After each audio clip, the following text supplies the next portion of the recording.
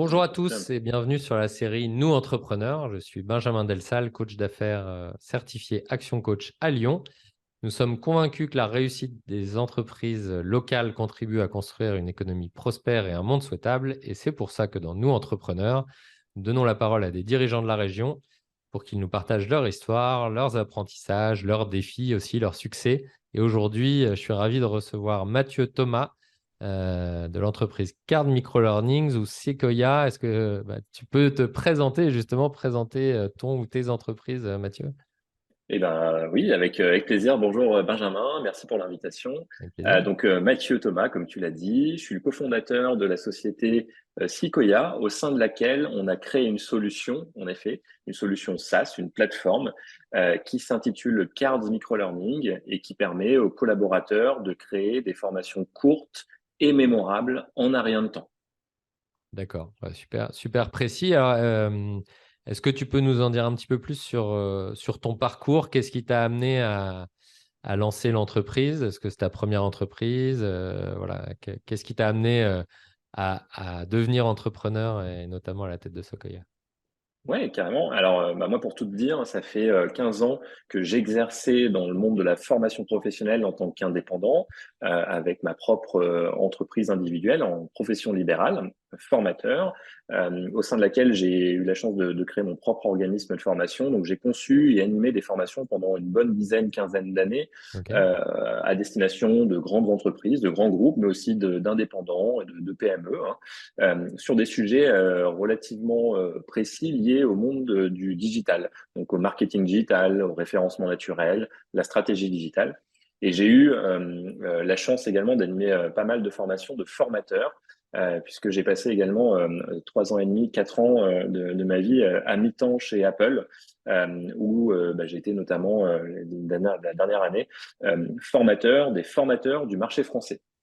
Donc j'ai beaucoup appris, j'ai eu la chance d'être formé à Cupertino, d'amener les formateurs qui étaient recrutés à Londres pour les former, et puis ensuite y rentrer en France dans les Apple Store respectifs pour animer des formations auprès des équipes et des clients. Donc ça a été très instructif et très enrichissant. Et j'ai beaucoup appris pendant ces 15 dernières années du monde de la formation professionnelle, évidemment, mais aussi des processus d'apprentissage pour les adultes et des méthodes de partage des connaissances.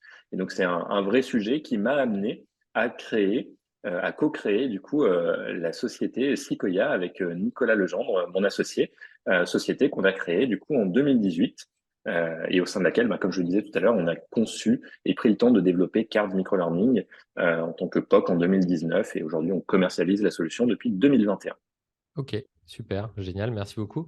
Et alors, donc tu parlais de salariés, de grandes entreprises, c'est ça? Ça, c'est tes utilisateurs. Est-ce que tu peux nous présenter un peu ton client type avec Sequoia?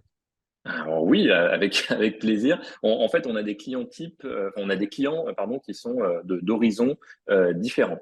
Les utilisateurs de la plateforme vont être ceux qui vont créer des micro-formations et qui vont les partager à destination de leurs collaborateurs, de leurs clients. Et donc, dans ces utilisateurs, que nous on appelle des managers, hein, sur Cards, nos profils de clients ou d'entreprises types sont plutôt des entreprises qui vont avoir des enjeux d'ouverture des savoirs internes auprès de leurs équipes.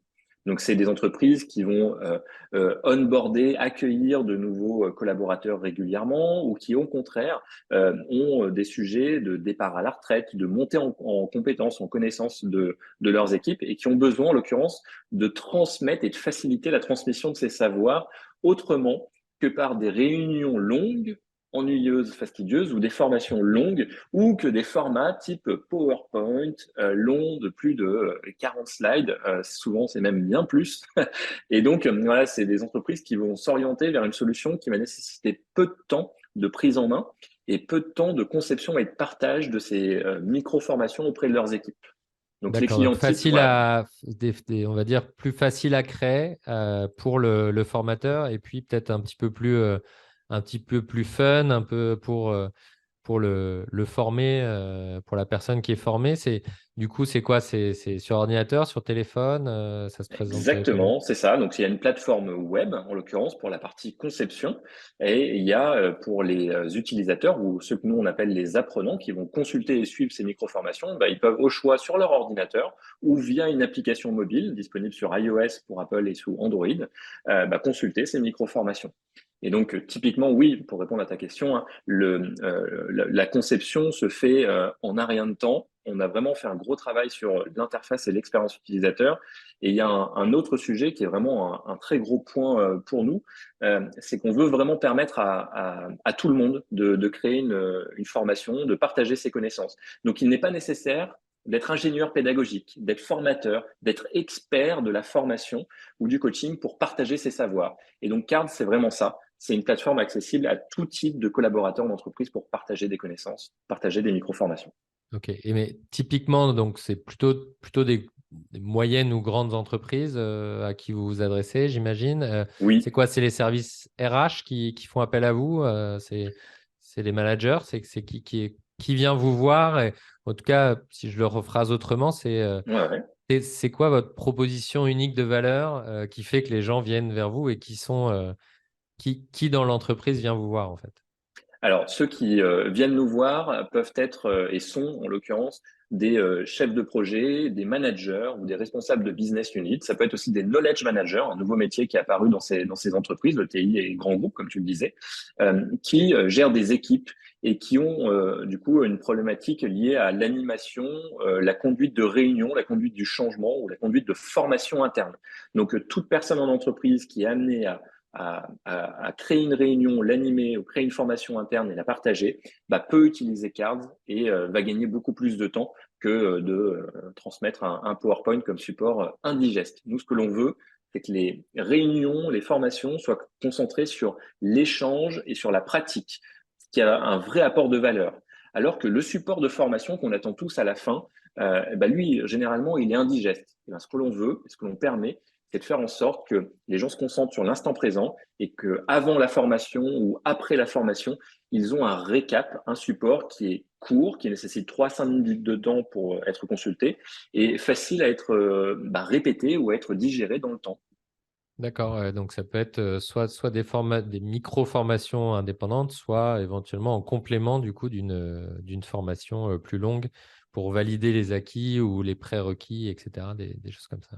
C'est souvent en complément, puisque évidemment, c'est pas en 3 à 5 minutes que tu vas remplacer la montée en compétence d'une personne. Tu vas pas remplacer une formation sur de l'habilitation électrique, sur de la sécurité incendie, avec une formation de 3 à 5 minutes en micro-learning. Non. Par contre, tu peux asseoir et valider, en l'occurrence, la mémorisation par des rappels Ouais. réguliers en format micro-learning. Tout à fait. Ouais, excellent. Est-ce que tu as je sais pas à quel point tu peux parler des formations que font tes clients avec Cards, mais est-ce que tu as un exemple dont vous êtes particulièrement fier qui illustrerait le produit? On en a plein. On en a plein. Après, bah, les contenus restent ceux de nos Qui clients, illustrerait les évidemment. résultats surtout, en tout cas ce que ça apporte. Ouais. Ouais, je peux t'en partager alors plusieurs. Il y en a un dont on est assez fier et qui en plus a beaucoup de sens. On a une association qui s'appelle Art for Science qui utilise Cards et met à disposition de ses membres de l'association l'Art for Science Academy pour promouvoir et sensibiliser aux bienfaits de l'art sur le cerveau. Et donc c'est assez unique en son genre, c'est assez étonnant, mais il y a plein de bienfaits de l'art sous toutes ses formes pour le cerveau et pour la mémoire notamment. Donc moi ce que je peux vous inviter, à ceux qui nous écoutent ou nous voient en l'occurrence, c'est à juste jeter un œil à ce que fait Art for Science grâce à Cards Microlearning avec Art for Science Academy. C'est un cas d'usage qui est vraiment génial et qui a du sens notamment pour tout le monde, monsieur et madame tout le monde. Et après, dans des cas d'usage professionnels, hein, évidemment, on a des entreprises clientes qui utilisent Cards sur des sujets de sensibilisation aux risques psychosociaux, sur des sujets de formation ou de rappel de formation technique, plutôt pour des ingénieurs ou des personnes qui sont sur une chaîne de production. Donc en fait, on a des cas d'usage assez variés et celui de l'onboarding que je citais aussi tout à l'heure est un des cas d'usage qui est très utilisé en l'occurrence et très récurrent sur Cards pour partager des informations sur les valeurs, la vision Ouais, ouais, d'entreprise bien sûr. avant l'arrivée du nouveau collaborateur. Ouais, on imagine bien ce cas d'usage-là. Ouais. Top. Bon, tu nous donneras les références, on mettra les références de Avec plaisir. Cards for Science dans la description. Euh, donc, il y a pas mal d'événements en ce moment. Alors, il y a eu le confinement, les guerres, Oui. l'inflation, etc. Est-ce que c'est des événements qui touchent ton entreprise et comment est-ce que tu t'adaptes à ces conjonctures, à cette conjoncture fluctuante, on va dire? Oui, alors très bonne question. Évidemment, tous ces événements ont un impact sur l'activité, puisque on est tous plus ou moins occupés, plus ou moins en présentiel ou en distanciel. Et donc, le principal impact pour nous, c'est le contact client. Les événements en présentiel sont vraiment géniaux puisque de visu, de vive voix, on peut échanger plus facilement, plus rapidement, que par échange de mails interposés ou que par visio ou coup de fil. Donc, les échanges sont plus simples et plus agréables aussi en présentiel. Donc, quand il y a des événements, on aime pouvoir se rencontrer comme ça.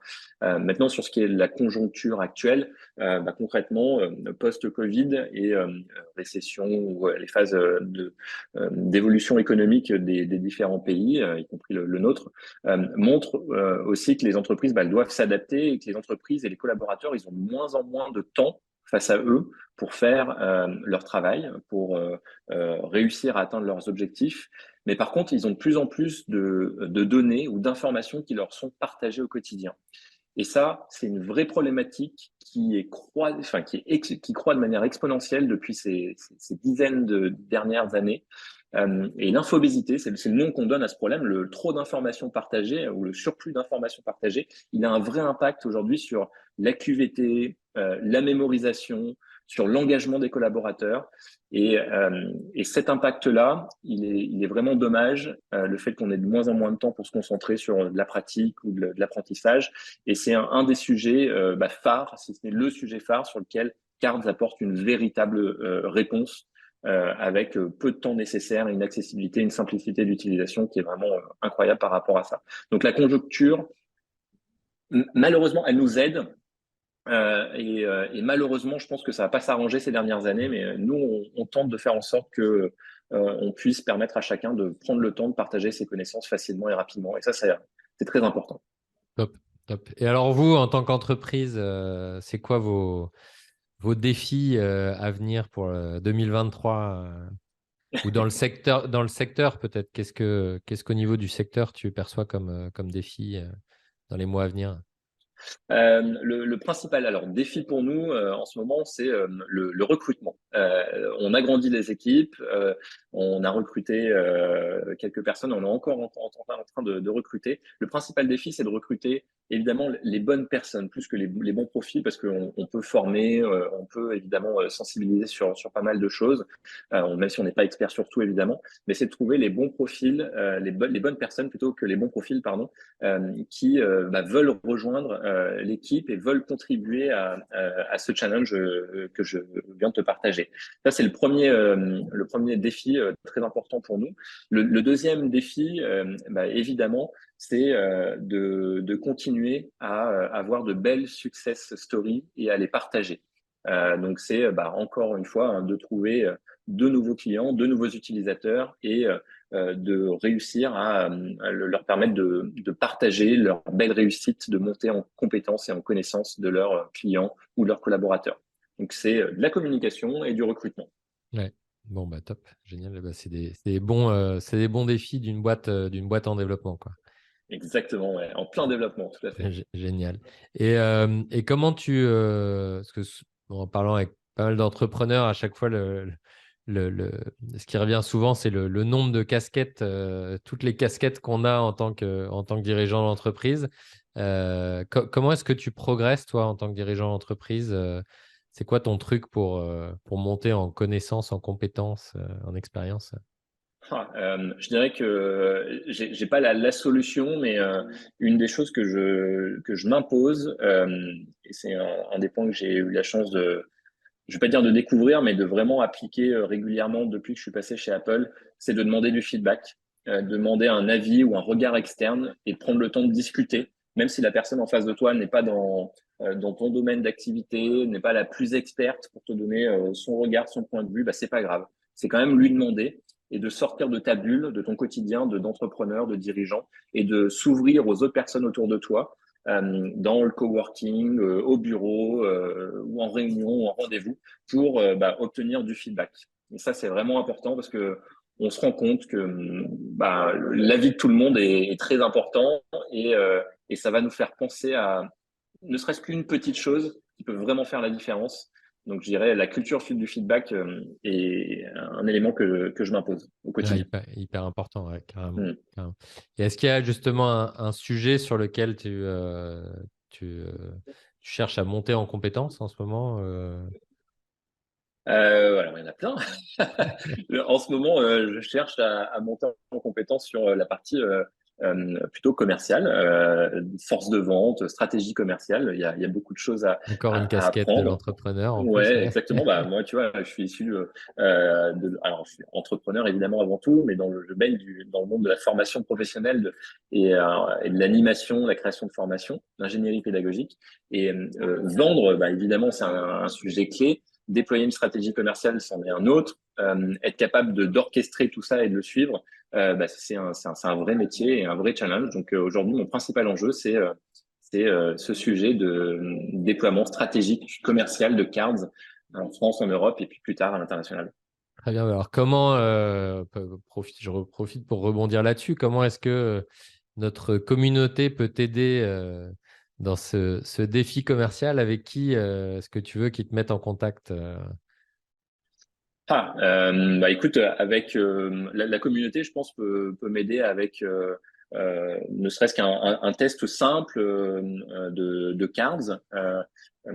Tout coach, tout entrepreneur ou toute personne qui a un savoir et qui souhaite le diffuser auprès de sa clientèle, auprès de ses collègues, auprès de ses clients ou de sa communauté hein, même, peut tout à fait tester Cards. Il se peut que l'usage ne sera pas en l'occurrence approprié, mais nous on aime savoir pourquoi est-ce que cet usage n'est Ok, pas approprié pour cette personne et puis ça peut nous faire penser à d'autres fonctionnalités, d'autres idées un simple regard externe, hein, comme je le disais avant, sur l'outil, sur la plateforme, sur son expérience utilisateur peut beaucoup nous apporter. Donc on est preneur, n'hésitez pas. super. Bah, merci beaucoup, Mathieu. C'est top. Merci pour ta participation sur Nous Entrepreneurs, d'avoir partagé ton parcours et ton expérience. Deux dernières questions de conclusion. Est-ce que tu as un entrepreneur ou une entreprise locale que tu aimerais mettre en avant et que j'invite à ce micro et pour partager avec la communauté? Alors oui, on a encore une fois plein. Je veux dire, je suis entouré de gens bien et bienveillants. Je peux te conseiller de te rapprocher, de contacter notamment Khaled Baziz, qui est le cofondateur de Kick and Boost, une plateforme de financement participatif de produits ou de solutions immatérielles. Ok. Et donc qui est de Lyon, évidemment qui est une personne au parcours aussi, je veux dire, atypique, qui est très enrichissante et qui a conçu une solution, en l'occurrence sur du financement de l'immatériel, qui est assez génial aussi. Donc, je te conseillerais de te rapprocher de lui avec grand Ouais, plaisir et top. sans aucune hésitation. Génial. Et comment est-ce que nos auditeurs, spectateurs peuvent te joindre? Tu parlais de tester et de te donner du feedback.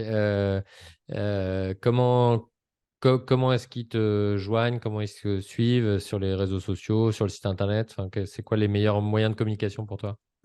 Tout à fait. Il y en a principalement, on va dire, deux. Le premier, c'est évidemment, s'ils veulent me contacter directement via LinkedIn. J'essaie d'être assez actif et réactif. Donc, de ne pas hésiter à me demander en contact en m'envoyant un petit message. C'est toujours un peu plus sympa.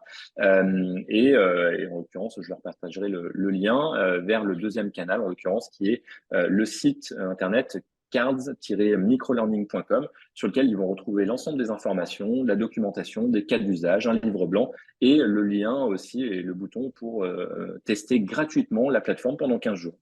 Ah bah, super, génial. Super, bah, merci encore Mathieu. Merci à tous de nous avoir écoutés et puis à très bientôt pour de nouvelles interviews inspirantes d'entrepreneurs locaux. Voilà, à bientôt. Merci à toi, Benjamin. À bientôt.